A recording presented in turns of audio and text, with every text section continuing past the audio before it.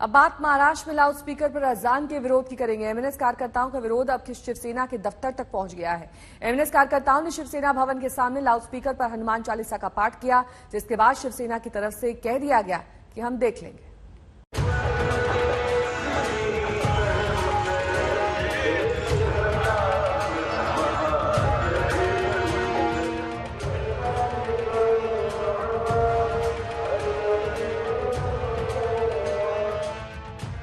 जमकर हो रहा है मंदिर मस्जिद, जमकर हो रहा है हिंदू मुसलमान, जमकर हो रहा है हनुमान चालीसा और अजान। जिस पार्टी की नींव ही हिंदुत्व के आधार पर रखी गई हो, हिंदुत्व के नारे और हिंदुत्व के सहारे ही जो पार्टी आगे बढ़ी हो, उसी हिंदुत्ववादी शिवसेना के दफ्तर सेना भवन के सामने राज ठाकरे की पार्टी के नेता हनुमान चालीसा बजाने पहुंचे थे। राम रथ नाम से एक टैक्सी पर रामनवमी का पोस्टर लगाया गया। पोस्टर में एमएनएस प्रमुख राज ठाकरे को दिखाया गया और पहुंच गए एमएनएस के कार्यकर्ता शिवसेना दफ्तर के बाहर हनुमान चालीसा बजाने। मगर क्यों? एमएनएस के नेता से ही सुनिए।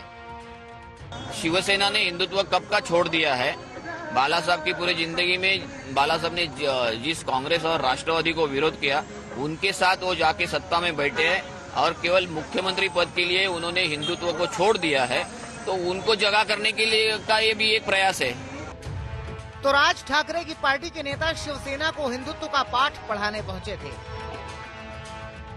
मगर हनुमान चालीसा अभी शुरू ही हुई थी कि मुंबई पुलिस ने चालीसा रुकवा दी। जिस टैक्सी को राम रथ बनाया गया था, उसे पुलिस ने जब्त कर लिया। एमएनएस के जो नेता हनुमान चालीसा बजाने पहुंचे थे, पुलिस ने उन्हें हिरासत में ले लिया। ये बात आदित्य ठाकरे तक भी पहुंची कि चाचा ने लाउड स्पीकर भिजवाया था, हनुमान चालीसा बजवाया था और पूरी कोशिश की थी कि शिवसेना को उनका हिंदुत्व याद दिलाया जा सके। लेकिन चाचा पर भतीजे आदित्य ने करारा हमला बोला। आदित्य ठाकरे ने कहा कि एक मरी हुई पार्टी को जिंदा करने की कोशिश कर रहे हैं वो। हमारा हिंदुत्व सब लोग जानते हैं, किसी को बताने की आवश्यकता नहीं है। सियासी तौर पर देखें तो आदित्य ठाकरे सही ही कह रहे हैं। मौजूदा दौर में महाराष्ट्र में राज ठाकरे का वजूद महाराष्ट्र की जनता ने नकार दिया है।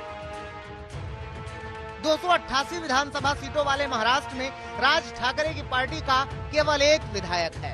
मात्र 2.25% मत ही एमएनएस को मिले थे। मराठी बनाम बाहरी का नफरती मुद्दा उठाकर राज ठाकरे ने महाराष्ट्र की सियासत में कदम रखा था। शुरुआत में उन्हें इस मुद्दे ने फायदा भी पहुंचाया था, मगर बीतते वक्त के साथ यह मुद्दा फेल हो गया और राज ठाकरे सन्नाटे में चले गए। अब एक बार फिर राज ठाकरे के हुंकार सुनाई पड़ी थी हिंदू नववर्ष वाले दिन। उन्होंने इस बार मराठी और गैर मराठी का मुद्दा न उठाकर हिंदू मुसलमान का मुद्दा चुना था।